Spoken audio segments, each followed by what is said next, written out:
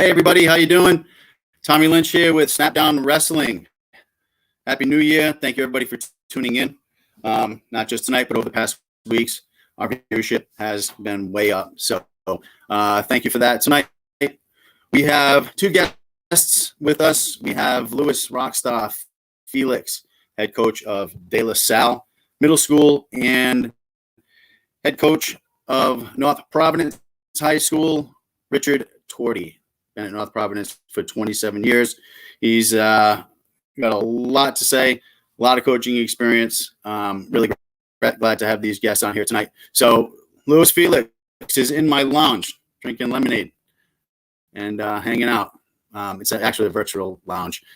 I wish we had a green room where all this was happening live. But for now, this is how it's got to be. We're all transitioning and getting used to a different style of communication and meeting and doing shows. So, Louis, come on in, baby. The great Tommy Lynch. How you doing, brother? Good. Thanks, man. How are you? I'm doing great. Thanks for having me. Louis, the Rockstar Felix. It's good to have you. Looking at your bio here, you've had quite a career and very accomplished as a wrestler and as an MMA professional fighter, which seems to be the transition from wrestling to MMA. If it was something that was going on when I was coming through, I probably would have done the same thing. But you did really well. Two-time Rhode Island Middle School state champion. I remember when I was coaching Parkview, you were at Bain and you were outstanding. Always a threat. You're the middle school outstanding wrestler with most pins award. So everybody knew that you were going to be something, that you were going to be something special, and you did deliver. As a sophomore, you were a state champion. You took first, second, and third in the states 3 years, respectively. And you were a second team AAU high school All-American. And tell us a little bit about that. Does that, when you won the states, was that, what year was that? Were you second place or third place when you became an All-American? Congratulations, by the way. That was actually my senior year. We were planning on going to senior nationals after my senior year. I had a disappointing season. Personally, I took second in the state. I didn't place in New England's. I lost that in the state to Rich Boudreaux, who really throughout my high school career was pretty much my rival. He ended up becoming a two-time state champ himself. We wrestled our sophomore year in the state tournament as well, and we ended up going to the Detroit AAU Nationals instead of senior nationals on accident, and that was an experience in itself, to be honest. Right, we all have those high school rivals. How many times did you go back and forth with that guy? Once or twice, because I mean, high school, you have different weight classes. Sometimes, you go up, you go down. You wrestle that one kid who, he's just got your number or whatever, and you either go up or you go down. I mean, yeah. I mean, our freshman year, we wrestled each other in the dual meet. He beat me. But also taking note, my freshman year, I wrestled at 112. So I ended up losing our wrestle off to Ruben, my teammate. And Ruben weighed 94 pounds his sophomore year. I weighed 96 pounds. So we couldn't even hit 103 if we tried, soaking wet. Right. And Ruben was really the one guy that always had my number. Like legit always had my number since middle school when he was 70 pounds or 65 pounds wrestling 75. Yeah, he wrestled to me at Parkview. He was undefeated. He never lost a match. He was probably the best youth wrestler I personally got to watch and wrestle at the same time. But I couldn't beat him. So my freshman year, even though I was coming off of a successful middle school campaign, and I only started wrestling in 7th grade. So 7th and 8th grade were my first 2 years. That's, I was a pretty good athlete, and I think I had pretty good coaching. I know I had you at times. I had Coach Vic Calderon and John Del Bonis, who took me out of gym class. But Ruben Ray was just the one guy that I could never beat. And it was always the same score. It was either 2-1 or 4-3. 2-1 or 4-3 every single time. So when I lost to him, I had to go up and weight and wrestle off my teammates at 112. Fortunately, I won that wrestle off. And then for the second half of that season, my freshman year, I wrestled at 112. And I wrestled Boudreaux in the dual meet. I lost to him in overtime as a freshman. My sophomore year, I wrestled him in the state tournament in the semifinals, and I beat him. My junior year, we were two different weight classes. And then my senior year, I bumped up again to 145, really going after him to try to win the Outstanding Wrestler award in the state, because I figured, he was a defending state champ. He won it as a junior. Yeah. I cut down to 25 and probably was the biggest mistake that I made in high school, like as in my career. Took third, and the next year I was like, I'm not cutting weight anymore. So I went up chasing that OW and trying to beat defending state champ, and I fell a little short. You're on a vision quest, man. I was. Every year was a vision quest. And I think the great thing about having that motivation or that mindset in wrestling is, for me, when I won as a sophomore, it was the greatest feeling you could experience.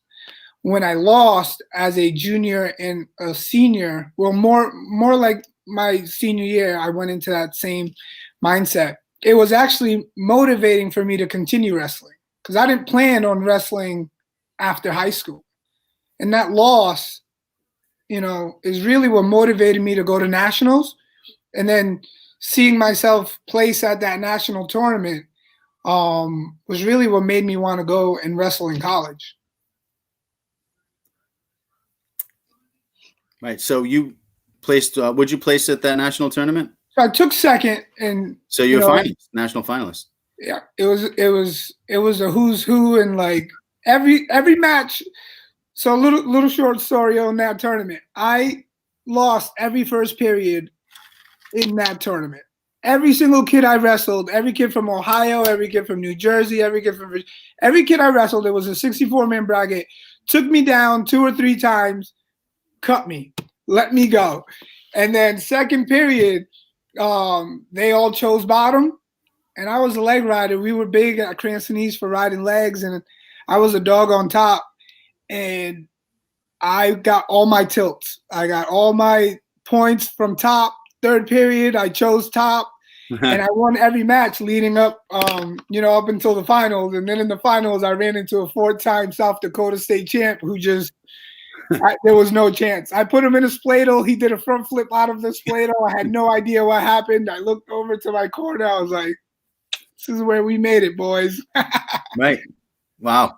Yeah, nice. No, I watched a video of you today of that finals match, and that final second of, you can see it, in you, that it was a great moment.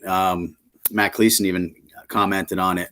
My liaison within the school, and he's the former Cranston West wrestling coach, legendary coach Matt Cleason, commented on it. But that was quite a moment, and quite a story, going to the nationals and not, fulfilling that vision quest, but coming back in it and having something that was even better, to be an All-American, which was really shows a tribute to your passion and your push and your drive. Now, you talked about cutting weight and how that was the biggest mistake of your career. Well, you can't even really do that anymore, but back in the day, me, even further back in the day, we would cut weight like animals. When you think about losing 10 pounds in one day and doing the rubber suits and stuff, that stuff's not even legal anymore.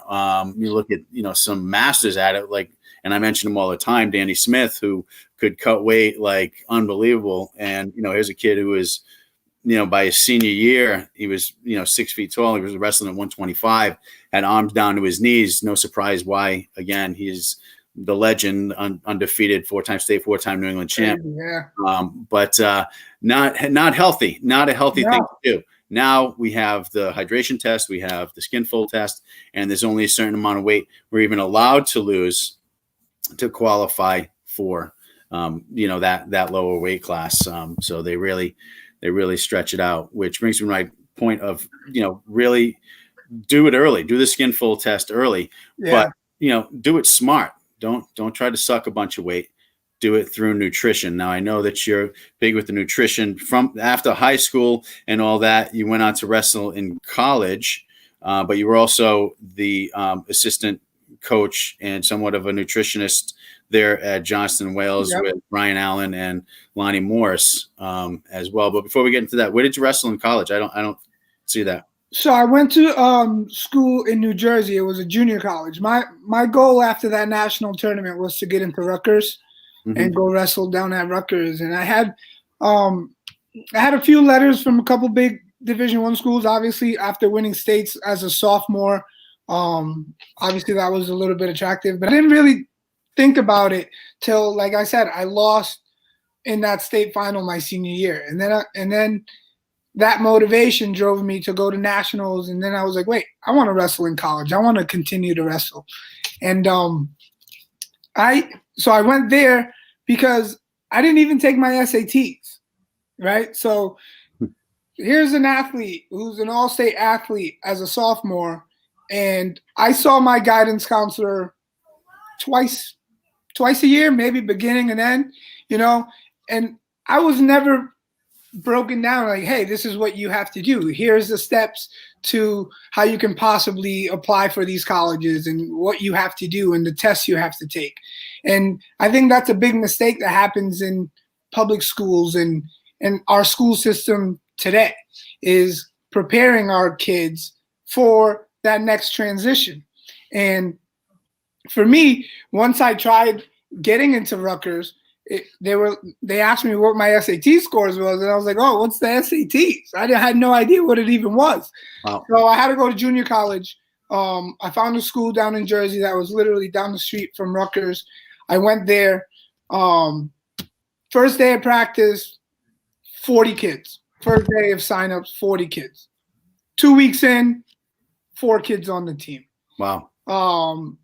About, I want to say, a month into the season, I re-aggravated my back, which I had hurt my sophomore year in high school, and I had 2 herniated discs and a bulging disc. So at that time, doctors wanted to do surgery.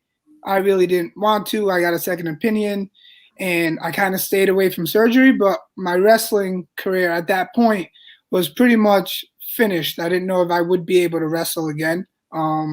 So I came back home. I went to CCRI. I played baseball there for a couple of years under Coach Hopkins. And that's where I actually found judo and started doing judo. And that's probably one of the greatest, for me, experiences in my life that eventually led me to mixed martial arts and becoming a better wrestler with a more open mindset to other arts.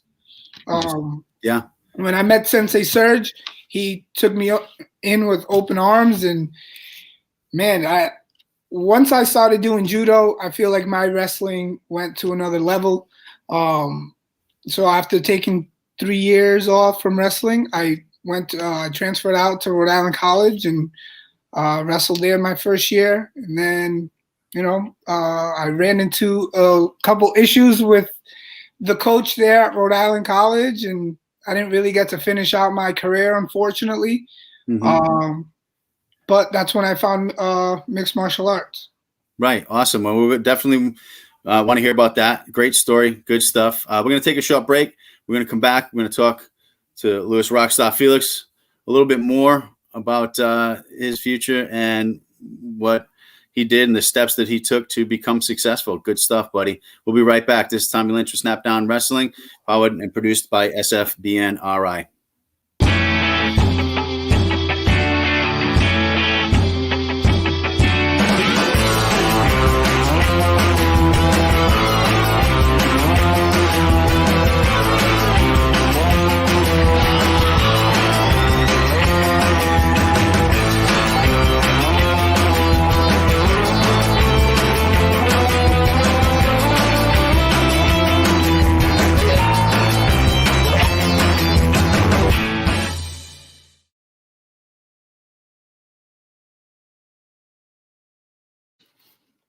All right, we're back with Louis Felix. God, Louis, I've known you for a long time. Louis Rockstar Felix. How'd you come up with the Rockstar?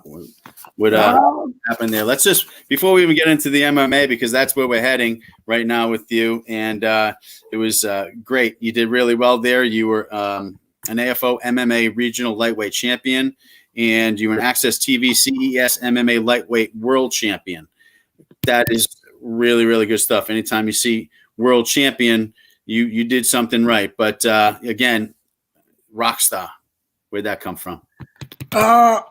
So unfortunately, but at that time, I was a bit of a party animal, and Party like a rock star, okay. So we were having a good time. We were working, in the scene out, in the party scene of life. But fighting kind of was something that happened out of nowhere. I started doing jiu-jitsu after college. After I was done at Rhode Island College, and I was doing judo, I picked up a little bit of jiu-jitsu. And one day, one of the coaches at Timberrose Brazilian Jiu-Jitsu gym came up to me and offered me a fight. And I told him, I said, "Hey, I'm not really training to fight. I've never boxed. I've never even, did an amateur fight or anything like that. But maybe in the future, if something comes up, I'd be down." And he said, "Well, the fight is in 2 weeks and they're paying $800. I said, "What? Wait, we're getting paid?" So sure enough, I said when and where. I got my $800 and I took my first fight, and man, it was like wrestling all over again with new moves. Like I was out of that competitive state and like competing. There was nothing for me to compete anymore. I was just playing baseball at that time, amateur baseball. And once I got a taste of that, it was just like gold for me. It was so addicting. I couldn't stay away from it, but yeah.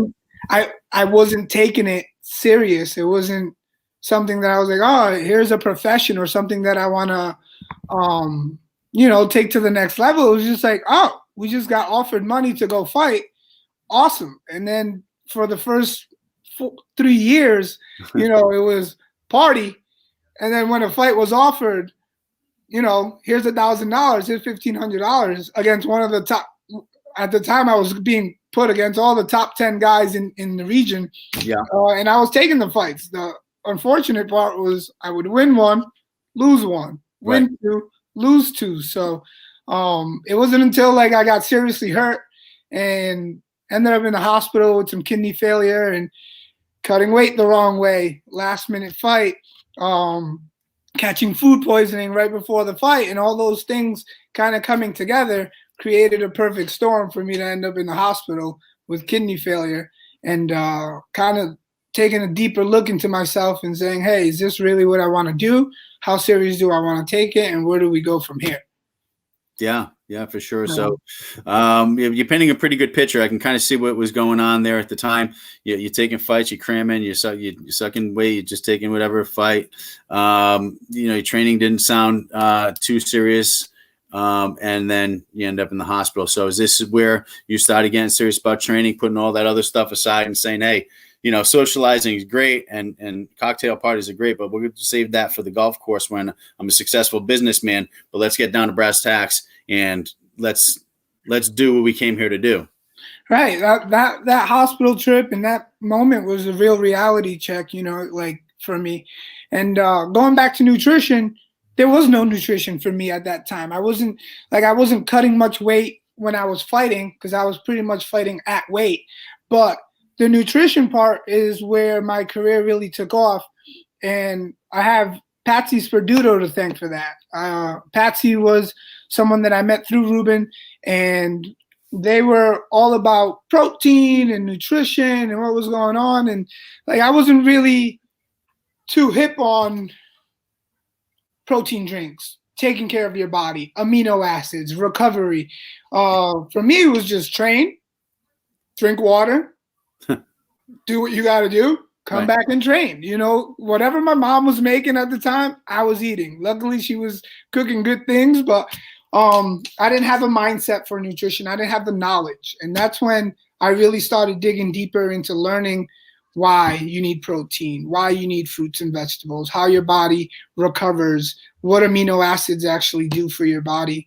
And once I got that in order, that's really when my career started taking off. And then I want to say once I kind of started that, I think I went 11-2 or something like that. Yeah. After starting 5-6, and then I got my big shot, for that world title.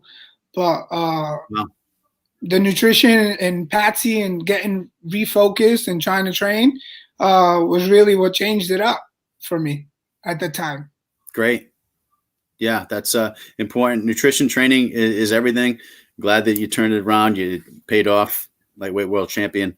That is some really good stuff. And real quick, Tommy, I know you're big on this nutrition stuff and what's going on, and I kind of got off topic when we were speaking about nutrition, because for me, you're a nutritionist, right?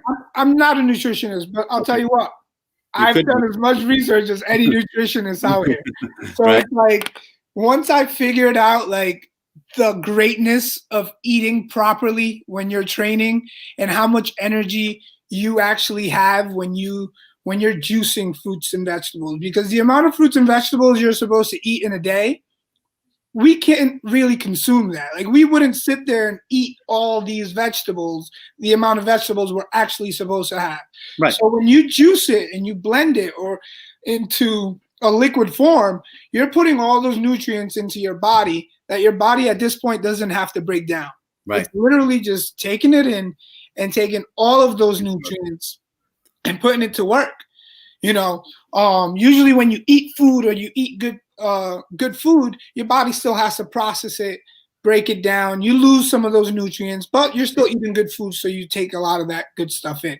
Yeah. When you juice it, you're taking all of that in, and you're getting it right away because your body doesn't have to break it down. And that right there, if I had known about this in high school, it's like this is what kids are learning now that have life coaches or coaches at professional coaches that went through it and can teach them this from a young age. And they're pretty much training. Kids now are training and eating as if they were pros, as they should, and we didn't have that knowledge back then. So for me, it's like, you want to learn something, you want to do something, do the research. You don't need a degree to go figure out what is good for you and what you need to be taking and what you shouldn't be taking. Right. Well, yeah, not many kids are going to go out and do that type of research that you're talking about. That's where the coaches come into play. I have done that research. I hand my guys a 60-page nutritional blueprint that I put together for them, and I can individualize it for each one of the wrestlers. And eating properly to get down to your perfect fighting weight, not sucking weight down to get to the lowest you can, you lose muscle mass, but your perfect fighting weight, and get down effectively, and not only be effective, but be the strongest and feel the best energy you've ever felt in your whole entire life. And Absolutely. That's what my wrestlers experience. And they feel the difference. You see the difference. You see the difference on the mat, because they're fueling their body as if they were world-class athletes. But guess what? I treat them as if they're world-class athletes, each and every one of them. And I take the time to make sure that they're eating properly, to cut down to their perfect fighting weight at a safe body fat percentage, which is somewhere in the neighborhood of 6, 7, 8%. And then they go on continuing to eat the nutrition to maintain that weight. And some kids want to gain weight, so there's formulas for that too. Right. We put that into play. Now, you are the head coach of De La Salle Middle School now, right? Awesome place. Let me tell you. That's basically the middle school for La Salle. Basically, and it's in the same building as the high school. La Salle's always been a place like, I was coming from public schools. We were like, who wants to go to Hendricken? Who wants to go to La Salle? I never really understood the dynamic and the opportunities that schools like La Salle and Hendricken actually offer. And I don't know much about Hendricken, so I can't speak for them. But I know wrestling. And at the time, before I took the job at LaSalle, my friend Rob Rasso, who's the head coach over at the high school, had asked me a couple years back if I was interested in coaching there and going there with them. And the one thing they didn't have was a feeder program. So it's like, as much as, and I look back at the teams that we had at Cranston East, and you look at the middle school programs, we had you at Parkview, we had Coach Delbonis at Bain, and we had a ton of talent being coached right coming up to the high school. Now, Coach Trebelli obviously kept developing us and took us to the next level.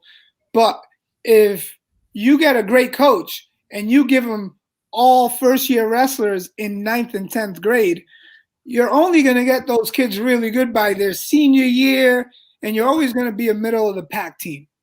And for me, when I see what Lonnie did at Johnson and Wales and what great coaches have done with their programs on the high school level, what Coventry has done, it has always been because there was a great feeder program. Right. I didn't want to go to LaSalle without having something that was bringing kids up and just be average. So I inquired about that a couple years ago, and then Ms. Parentu and Rob and Mr. Quigley put in the middle school program. Rob reached out to me, and it was a no-brainer for me. As long as we had that, I was willing to give it an opportunity and see if we can build something great. And when I ever took the tour at LaSalle, and I realized how they set you up for success, and we go back to me saying that I never took my SATs, but when I was asking to go to a Division I college, I had seen my guidance counselor 4 times or 8 times in 4 years. Right. And over here, they set you up. You have a guidance counselor for what's happening in school. You have a guidance counselor for post-secondary and what your career and life is looking like after school. And it's just an awesome system where they support their student athletes so much.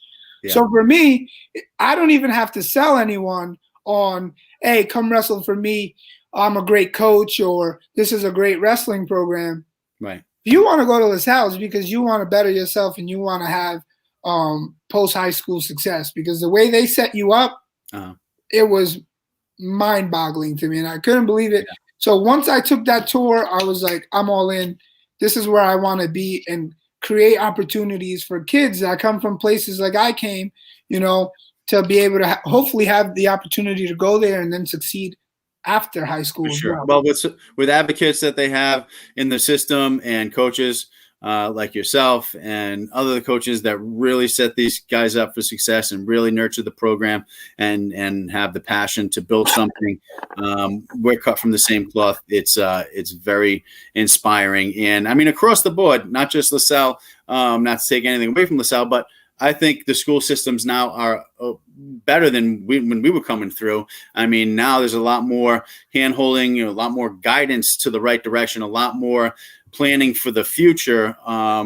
Even with tests, you fail a test now, you can retake it like twice. You know what I mean? So they give you more opportunities to be successful, where as we failed the test, or there was no makeup. That's it. Right. You failed. So it wasn't set up like it is today. So I'm glad to see that it goes in this direction. And I do see that. I've been subbing over this last year and a half in Providence and also at LaSalle as a substitute teacher. And I see that in Providence, even Juanita Sanchez, they have these kids taking SATs as sophomores, juniors, pre-SATs and everything else. So the opportunities now are there, to where back then they weren't as much. I just feel when I took that tour for LaSalle, it was at a different level. So I love what's going on in the school system now, where they are setting you up. But when I came here and I saw what was happening with the student body there, it was a no-brainer for me of where I wanted to be and where I wanted to go. And I'm glad you're there, and you certainly light up when you talk about it. So they are really excited. But keep coming to our practices as well, because we love when you come into the room, you show some really good stuff. and we definitely appreciate it. And with that, I'm going to take a break, and when we come back, I'm going to bring coach of North Providence High School, Richard Torti, who's been waiting in the lounge. We're going to bring him on. We're going to talk some more wrestling life experiences, and with him being coach of 27 years, man, he's got some stories. So plan on staying up late. We're going to go a little later tonight, but hang tight, and we'll be right back. This is Tommy Lynch with Snap Down Wrestling. We'll see you in a minute.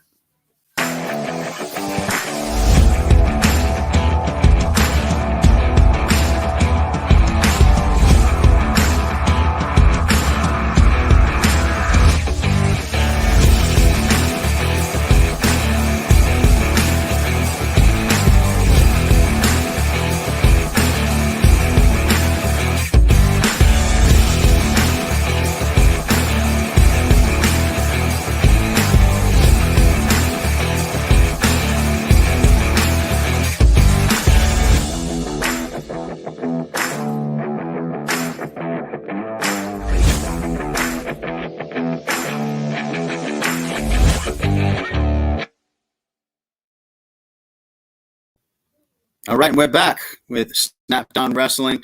We have Coach Torti with us from North Providence High School. He's the head coach, North Providence. He was wrestled for Johnston actually back in the 80s and was all state. He went on to wrestle for Rhode Island College for both the legendary coach Rusty Carlson and Tim Klaus. He was all New England over there, and again, he's been coaching North Providence High School for 27 years. They love him over there. He works there. The kids love him, and he built one heck of a program. Rich, you with us? Come on in, buddy. How you doing, Tom? Thanks for having me. I'm doing great, man. Thanks for hanging in there. Good to have you on the show. And I didn't think Lewis was going to stop talking there. I don't know. What's that? I didn't think Lewis was going to stop talking. Right. He's got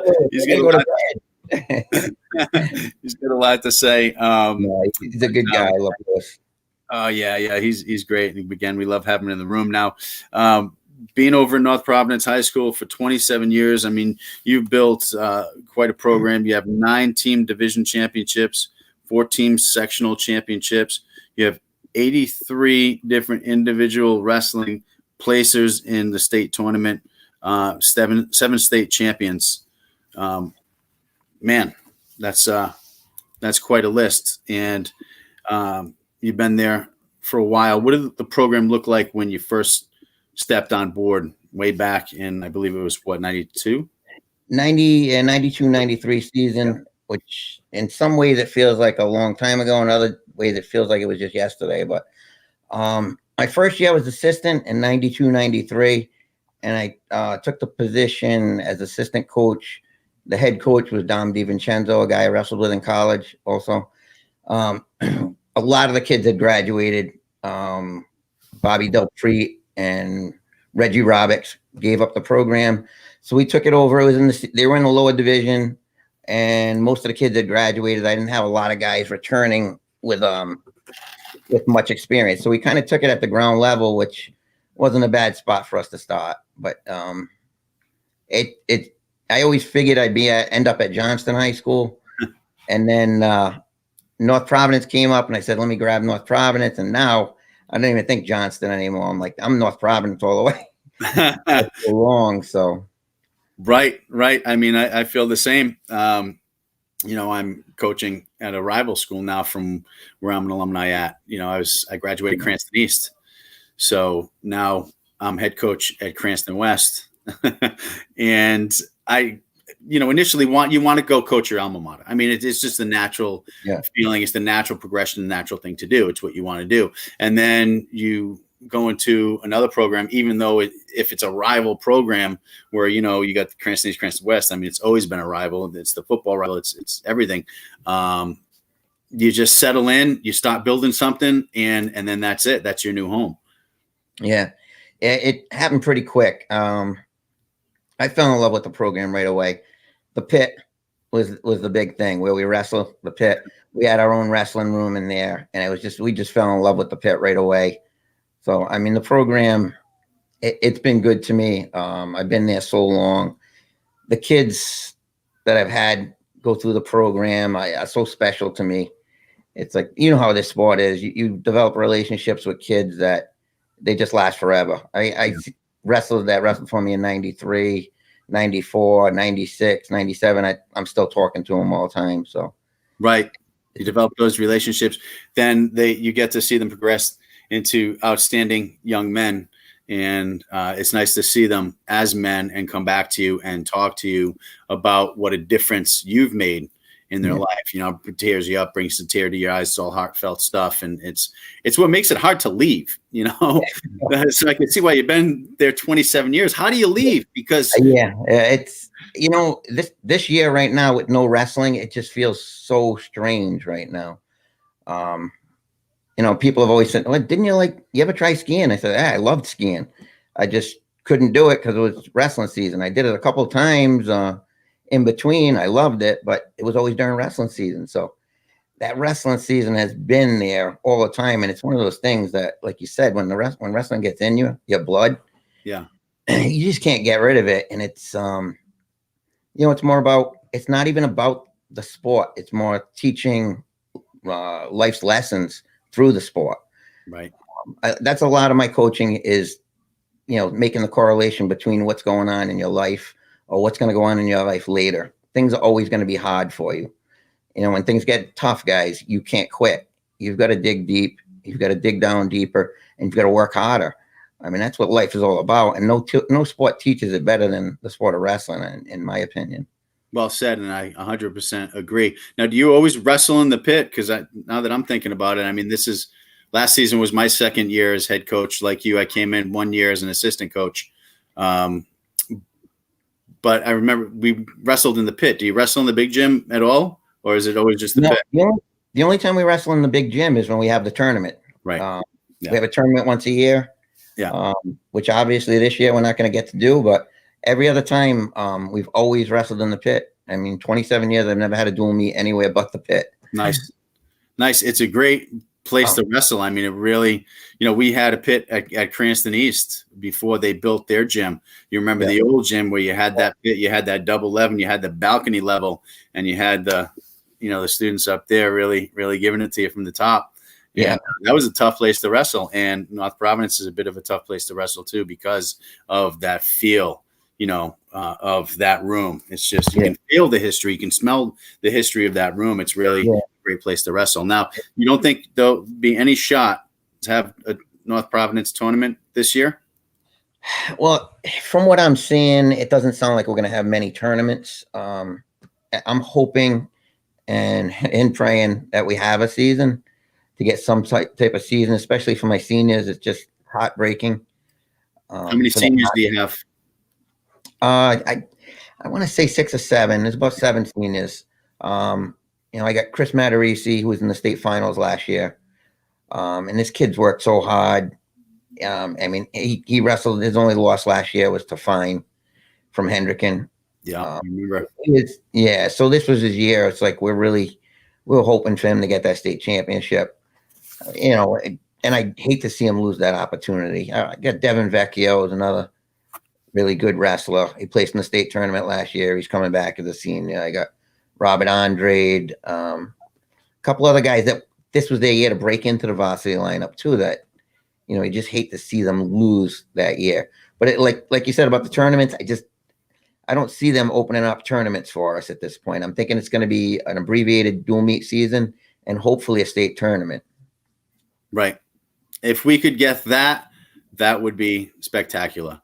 That would be great. And with the vaccine in play, I'm hoping that by the time the spring season rolls around, that it will be available, that we will be able to do it, that there'll be enough people that have been vaccinated and that they realize that wrestling is a safe sport as far as, you know, we already do a lot of the cleaning with the mats, the wiping down, you know, with the defense wipes to kill all the germs, ringworm and staph infection and COVID, like, you know, so the contact tracing is there. And I think when they realize that, coupled with the, you know, the vaccine and everything, I'm praying, but I'm really hopeful and pretty positive that we're going to have some type of season. It'd be nice to have that North Providence tournament again in the South County, even if they did some in-state, but if we could just get our season with our 11 teams, with the new divisions set up. It's 3 divisions, but it's 6 because you have an A and a B in the 2-3 division. If we could just get that off and have a state championship, that would be a blessing.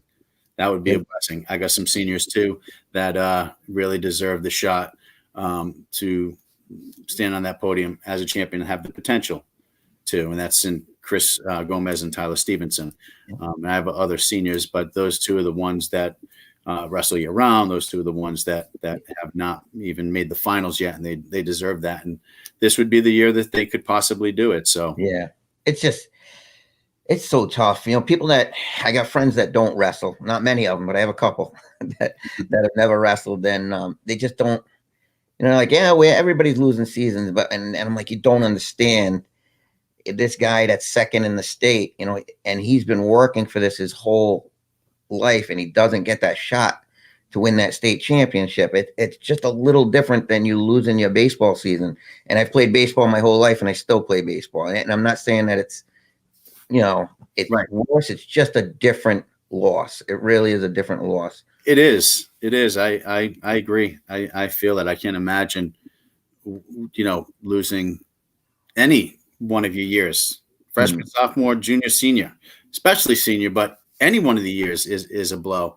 And it's definitely going to give wrestling a black eye. It's definitely going to, hurt the athlete. So I think, that they should definitely allow some type of season, but it's looking like it's going to go in that direction. And speaking, of the divisions, let me just run that down real quick, because they are new divisions for those that are watching that don't know who's in what division. And we almost got put in Division 2B, actually, which I know there's a formula to it. And I know that Tony is, the one who does the formula, and it's worked pretty much. Hey, Brian Allen, how you doing, buddy?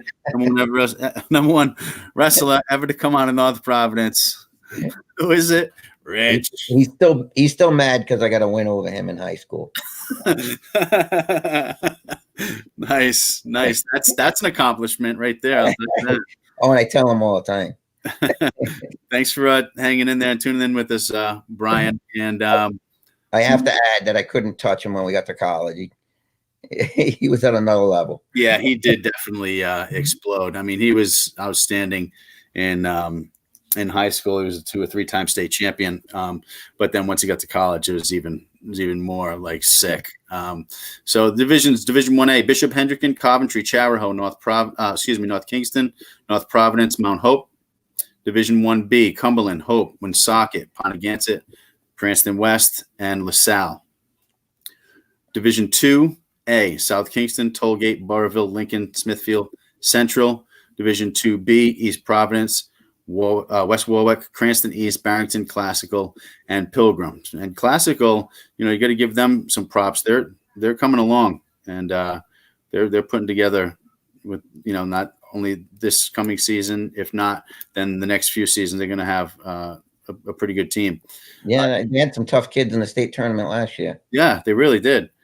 Division 3A, Mount Pleasant, Johnston, your old stomping grounds, Middletown, Westerly, Davies, Narragansett. And Division 3B, Tolman, Shea, Co-op, Exeter West Greenwich, East Greenwich, Juanita, Sanchez, Situate, Central Falls, Blackstone Valley. All right, so those are the divisions. We're looking at 12 in each of the 3. So, we are hopefully going to be able to wrestle 11 matches. Now, I know they're talking about, doing the tries and everything again, rather than dual meets to put it all together. That's fine with me. Again, as long as we get a season. What's your thoughts on the divisions and how it's going to play out if there is a season, and who's what? Oh, I mean, I'm just hoping, you just hear different things. I'm hoping we do have a state tournament. I was talking to my athletic director a couple of days ago, and he said, I don't know, they're talking no playoffs in sports. I don't know. Does that mean you're not going to have a state tournament? That really is the season, the wrestling season is the state tournament. Yeah. I really hope that we do have a state tournament. I mean, like you said earlier, I don't think people understand. We do have the best contract tracing.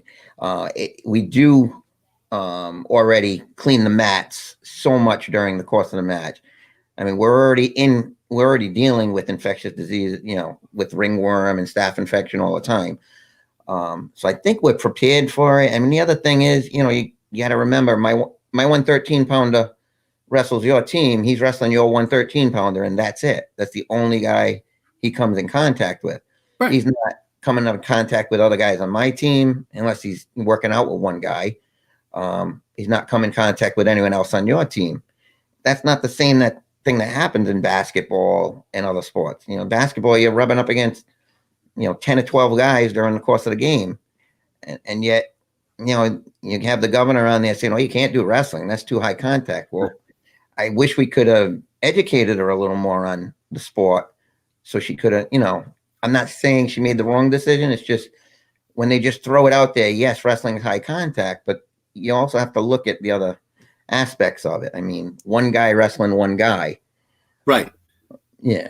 Yeah, absolutely. And that's the contract. Even if it was a tournament, you got the bracket. So you know exactly who's contacted who. Tournaments, there's more. And, certainly it was, if the governor or the governor's camp are not educated on exactly what happens in wrestling, that's to no fault of our coaches association. You're a league rep for our league for Division I.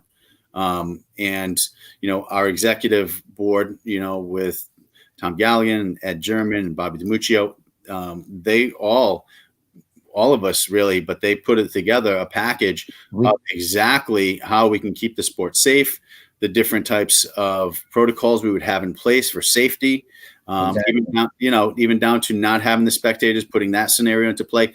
They flipped it up and shaped it. You couldn't have done it any better. And they were. No, I agree. And I think what was disheartening to me is when you listen to the governor speak, I don't think she read it. I hate to say that, but I know she didn't read it. I don't think her people read it. I think they had us put this together and no one ever read it.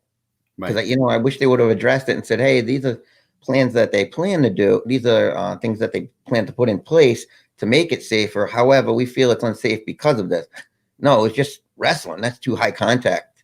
Right. That's all she said. And it was kind of a slap in the face. And dedicating my life to this sport, it's kind of like it hurts me because, I'm getting letters from my athletic director. Okay, all winter sports are starting except wrestling. Right. That's great. Except the one thing that, we dedicated our lives to, and I believe we're making an impact on these kids and helping these kids out a lot. And we just kind of shut the door on you. It's definitely disheartening.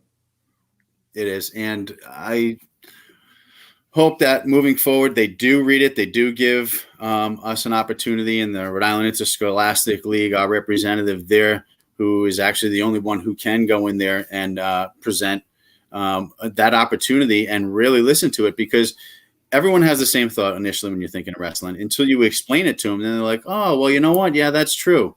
That is true. Well, I didn't really think of it that way. So it's all the same. So if we just get that opportunity, then that coupled with everything else that's going on and we're heading, again, bringing up the vaccine, that we will have a season, maybe a tournament-less season, but a season nonetheless. So let me take a real quick break. We'll come back. We'll talk more wrestling, and we'll bring Lewis back, and we'll have a little forum here and talk some more wrestling and have some more laughs. Thanks for tuning in, guys. We'll be right back in a minute. This is Tommy Lynch with Snapdown Wrestling.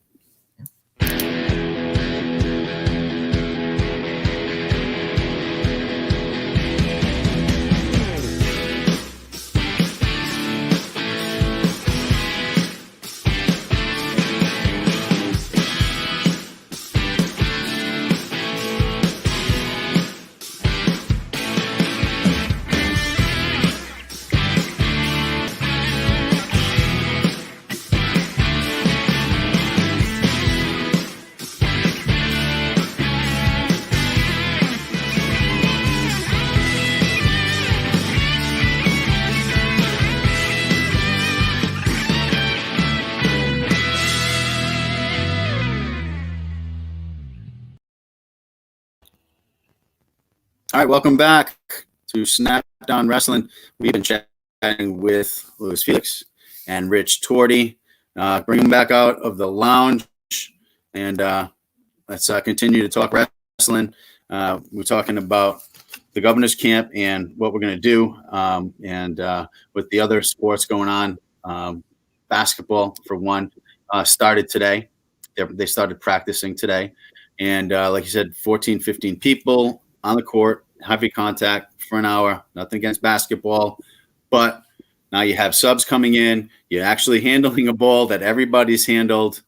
It just doesn't make sense to me, other than,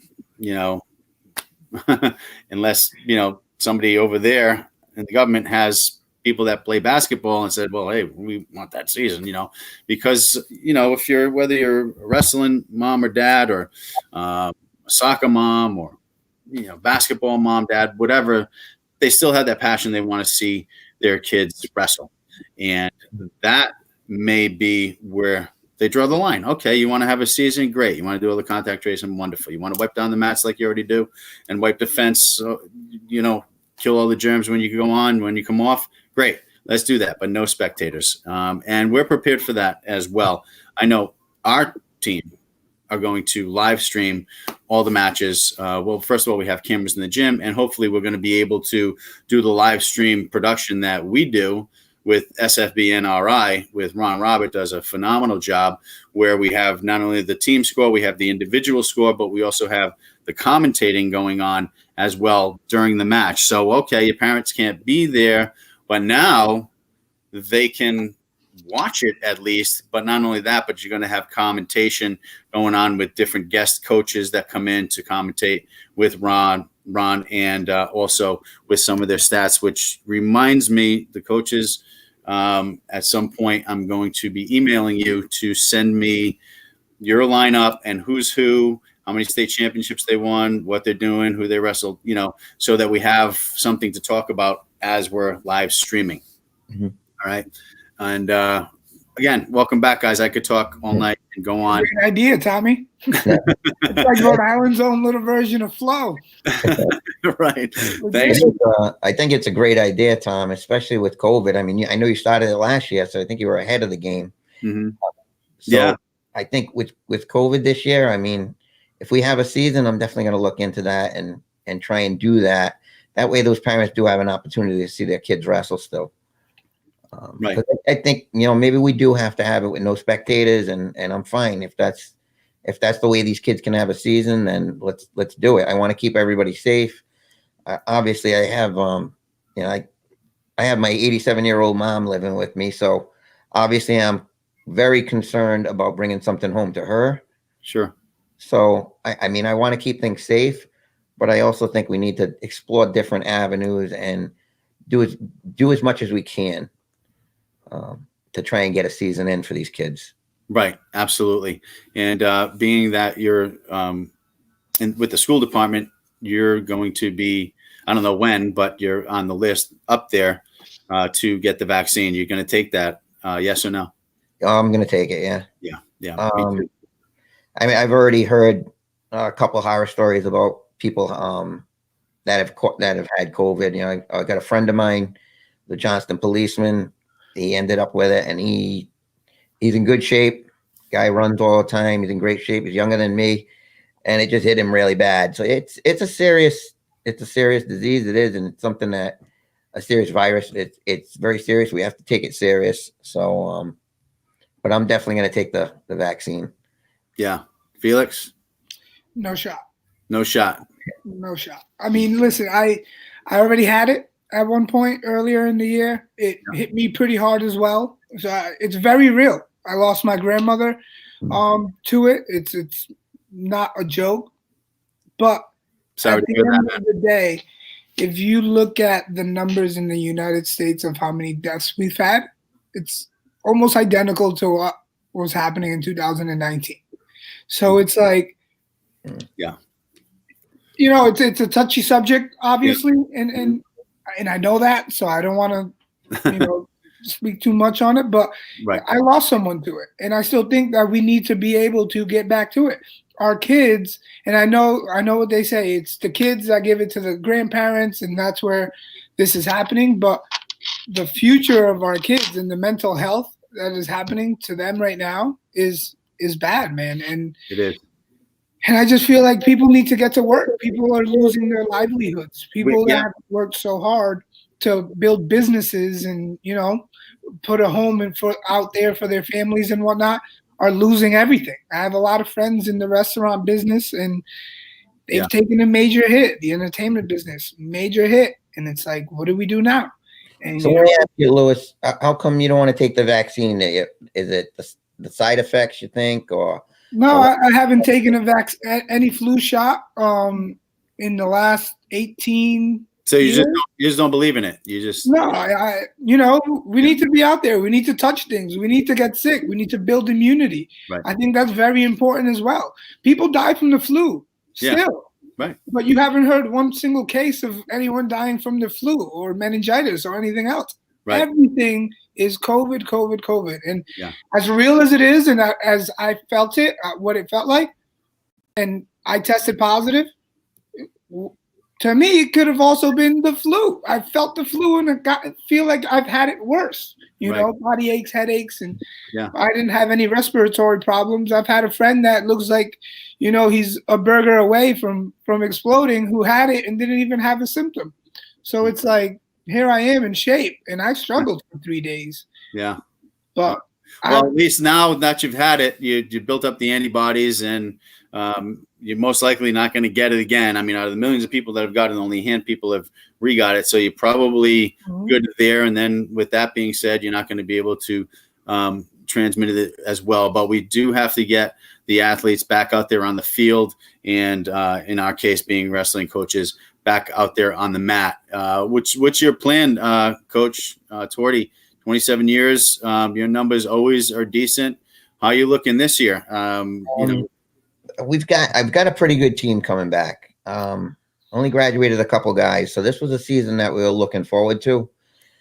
So I mean, that's another reason. Obviously, I'd hate to lose it. I built up this program over a number of years with a bunch of my assistant coaches. Baba Riggi has done a wonderful job helping me out. Started my middle school program for us. We built this program up to a point where, we're in the A division now. We're doing well. And this was supposed to be one of those pretty good seasons for us. So, yeah, I'm hoping we pull it off, Yeah, certainly. So how you doing? How you doing signups? We did signups by a Zoom meeting. I had a Google form on. The kids went on and did the Google form. I had about 35 kids sign up. Still keeping in contact with my kids via text, emails, and Google Classroom and stuff. But obviously, it's getting together has just been a challenge. Yeah. How are you going to reach the new kids? I'm sorry? How are you going to reach the new kids? I mean, because it sounds like, you got it out there to the existing team and then the freshmen that were coming in. Well, I actually had a lot of my kids that were on the team get the word out to kids, and then start sending me kids kids telephone numbers and emails that were interested. Then I started sending them emails. So I mean, we probably got about 12 freshmen. So yeah, 35 kids. So we still got a lot of those kids were from our middle school programs. I knew they were coming up. You said you have 12 freshmen? I'm sorry. Yeah. 12 freshmen. Yeah. Wow. Well, they're not all freshmen, but some of them are first year wrestlers too. Gotcha. Okay. 10th grader, that's first year. But there was 12 new kids that signed up. Right. Careful how much info you're giving them over there, Torti. Scott, he's writing it down over there. Oh, yeah. No, actually, for all the coaches listening, they should know that. We want other coaches to be able to recruit and to have teams of 25 and 30 and 35 kids. That's what it's all about. So I know that some of the coaches are out there and they're like, it's not the traditional. I can't go to the school and have the sign up there. And, what can I do? And some of the coaches aren't as computer savvy and do all that. So a lot of them are just kind of in limbo. So I want them, especially the ones that are going to watch this broadcast, to know that, go out there, start contacting your team from last year. Start sending out the text messages, the emails. Call Rich. Rich would be glad to talk to you about some recruiting within the school and getting the interest back up and shaking up that wrestling room again, just to be prepared for it. Because you can't just sit there and think like, oh God, we're not going to have a wrestling season. Oh my God, what are we going to do? We're not going to have wrestling. You can't be negative like that. You have to stay positive. Right. Business as usual. We're going to have a wrestling season until the last minute when we don't. But what happens if we do? Now you're scrambling. Now you're trying to get a team together, and it's just not conducive to success. So I think one of the best recruiting tools is the guys on your team already. Yeah. You know, encourage them to speak to the kids in school that have never wrestled or, you know, that may have when they were younger, to get new kids out there. I think that's one of the biggest recruiting tools, and that's just communicating with the guys on your team now, continuing to tell them to get the word out there. Yeah, I mean, it's one of those things too. I got a group text with all my wrestlers on it, and you got to send things out every once in a while. Just say, "Hey guys, we're gonna have a season. Keep your grades up. You know, stay in good shape. Get some time on the mat if you can. Go to some clubs. There's places where kids are still wrestling. They're being very safe at those places, but you know, Blackstone's wrestling. There's ATC clubs going on. There's other clubs going on still. Yeah, where they get some mat time. Iron You have Fate. 4 pretty good clubs here in Rhode Island between ATC, like you said, Blackstone, Mayo Quanti, and now Iron Faith with the Jarrell brothers. There's some clubs out here, no matter where you're from in the state, that you can go and wrestle and get some mat time in and get some good coaching in, you know? Yeah. Got to stay active. Got to have that mindset that there is going to be a season, like you're saying, Tommy. That's the mindset we're going with. That's why, you know, we're out there every day. I'm going to wrestling practice Monday through Thursday, getting my own workout in and seeing new faces, new kids. And there's a lot of kids out here. Well, many of them are sitting at home doing nothing. Yeah. They're out here training hard. Yeah, you working can't sit, hard and getting themselves to that next level. can't sit at home and do nothing, guys. I mean, for sure. I mean, even if you're working out, but try to get into a wrestling room, because you know these guys are doing it, you know, pretty safe, and it's a one partner situation where you're working out with the same partner, and that's again the contact tracing. It's a safe way to do it. In fact, Surge is having some type of tournament coming up, right, on the 8th, I believe. Yeah, and that's also limited. So for kids that want to wrestle, go and sign up before it's full. You know, obviously with COVID, there's limits to everything. But if you want to go get some scrapping in and some mat time, there's an opportunity. Yeah, and then make sure you're doing the camps, all that. Rhode Island College has a great camp. Big Dog with Jay Wu and Lonnie and BA and all those guys. You know, they do great things. So just keep your head in it, man. You know, watch matches, watch college matches, see what's going on. Don't just stick your head in the sand and you know, fall into a depression because you think that there's not going to be a season. Send out that positive energy. Make sure you're feeling there's going to be a season. There's going to be a season, and you may be surprised that there's a season that's going to happen on some type of level. And I think it's really important what you said, watching wrestling. That's one of the things I preach to my guys all the time. YouTube, I wish they had YouTube when I was wrestling in high school or even college. Right. That's all I do is watch wrestling on YouTube now. And it's like, the more you watch it, you actually get better by watching it, by emulating what you're seeing. Absolutely. So, and it's like trying to tell my kids to watch wrestling. And Torti, now all these kids have all their matches recorded. Yeah. Right? Everyone's got their phone. You can record it. You saw my match. It was on VHS. I had to get it from Artie Goldstein. He got it to me. Back then, we didn't have that access. When you watch yourself wrestle, you understand the mistakes you're making. Yeah. There's a reason why guys in the Olympics and at the highest level and professional fighters scout, and football teams scout. And, you know, and they watch themselves and they watch the teams that they're about to wrestle, because you have tendencies. And when you learn your own tendencies and you understand the mistakes you're making by seeing it from a different perspective, like your coaches, right? We have that different perspective than being in the line of fire. you can coach yourself, help yourself, and understand what you're doing wrong, and maybe understand what your coach is trying to teach you of what he's saying that you're doing or not doing. Yes, watching yourself, making those adjustments, very important. If the coach is out there watching, make sure you have a film session at some point during the week, once a week or once every 2 weeks of some of the matches. And while you're watching, you can stop, you go over, certain situations and mistakes, and also go over what, things were done right, and keep that positive reinforcement going. And just learn, teach, watch yourselves, watch video, prepare, eat right, train right, live with passion, win with humility, lose with dignity. All those things, all those traits and attributes that wrestling teaches us. So keep that going. And I think with that, we've overstayed our welcome, so to speak. But we're going to wrap it up with that. You guys got anything else you want to add and Cap? No, it's good to see you guys. Again, I know, Tom, you asked me to come up on a couple of times, and I kept, holding off. I wasn't sure if I could. It's just things are kind of crazy at my house with my mom living with me and everything. So I never know when I'm going to have the free time.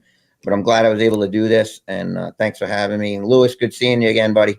You too, Coach. Coach, you said something earlier. You said you think you're making a difference in these guys' lives. And the fact is you are, and you're one of the greats. You've been doing it for so long. And even myself, I got to see you all throughout high school. And then when I came back into the wrestling scene, just seeing you at the tournaments, giving you a hug, saying hello, and competing against you, and, just having those talks. It's people like you who put your heart and soul into this sport that really make it worth it while. I'm sure a lot of your athletes, you still stay in contact with them, and you see where they're going and what they've done with their lives. Because it's the same for me with Coach Trebelli and with a lot of the coaches that I've met in our industry in wrestling that I still see to this day. And I appreciate all the good coaches out there that do put their heart and soul, because I know you don't do it for the money, because there is no money in this sport. I appreciate that. Thanks, Coach. It changes lives, man. It changed my life. Tommy was a big part of that, even though he was from Parkview. Parkview and Bain came together, and we still see each other once a year because Coach Trebelli brings us together. And I know this year it didn't happen, but you guys do change the outcomes of a lot of student athletes' lives, and I'm one of them. And I thank all my coaches that I've had in the past for what you guys have done. Well, you're doing it now too, Louis. That's right. That's what I was just going to say. You're doing it now, and it's great to come back and give back. And guys, let's just keep changing lives. And hopefully, with the start of the wrestling season, it would start on March 8th and run to through May 1st. That would be our season. So we're looking, if it does happen, March 8th to May 1st. So let's keep our fingers crossed. Let's keep praying and hoping, and let's keep changing lives. Good to see you guys. Thanks, Tom. Having us, Tom. Hanging out with me. All right. And guys, and everybody tuning in, thank you for tuning in. Keep tuning in each and every Monday night at 9:00 with myself, Tommy Lynch, as your host, and the guests that we bring on the show. And with that, be safe, love one another, and live with passion. Thanks.